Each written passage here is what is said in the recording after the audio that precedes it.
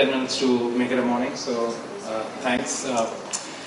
So, quick introductions. I'm Prakash Bagri. I manage marketing for Intel in South Asia, and what I'm going to talk about is basically some changing perspectives in terms of what we as marketers need to look forward to. But before starting onto it, let's hear some voices from the past, a few of them my own, but primarily reflecting what we are seeing as trends in the industry over the last few years. In 2008, I remember being in a similar forum in India. It was more in India that you needed this kind of sharing, telling people that the internet spiral was really moving very, very fast. And we shared some data which meant that as of that time, there were about 35 billion video downloads on the internet per annum. At least 2007 data suggested there were about 35 billion video downloads. And the forecast as of that time was, within the next couple of years, you would be having more than 1 billion videos being downloaded per day. And we are slowly closing that figure.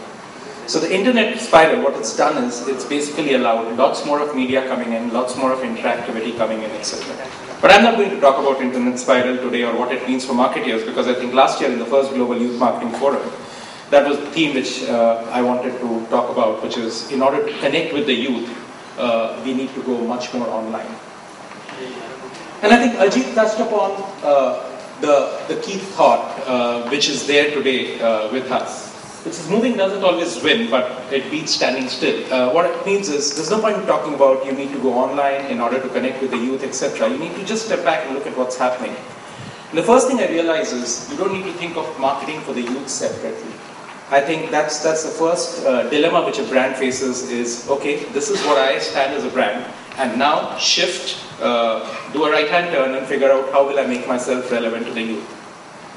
I think some of us who have passed the prime and can no longer call ourselves youth also feel completely left out. I think Ashok talked about it as the dad to youth strategy in the morning.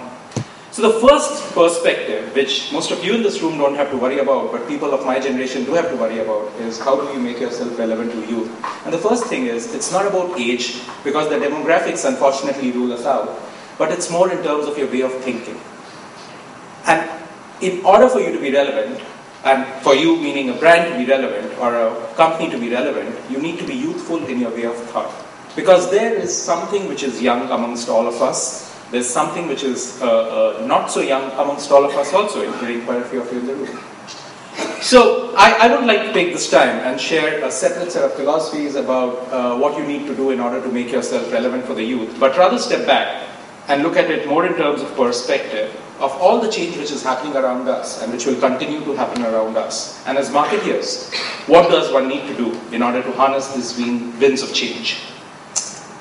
So what I hope to cover is three specific areas. The first one comes from the topmost thought which all marketeers are going through, and we heard a bit of it in an alternate conference in the other room yesterday, which is about, this is marketing 3.0. I kind of changed it a bit differently, because marketing 3.0 has primarily meant to mean the internet marketing era, and I call it the marketing the third epoch.